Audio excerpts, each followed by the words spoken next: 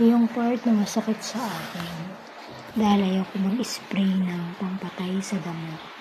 Pero nakikita ko ang aming mga puno, ng mangga, durian, mangustin, lansones ay sinisira na ng anay o ng mga langgam.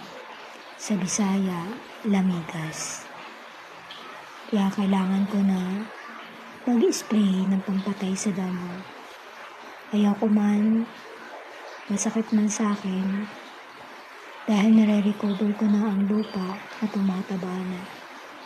Pero pag nakikita ko na mga puno ng lubi, mga puno ng mga tinanim ko, na mga prutas na utay-utay na kinakain ng anay, nasasaktan ako. Kaya, dahil for how many years kong inalagaan, at ayaw kong masayang, I pray na maging okay pa rin ang mga tanim ko.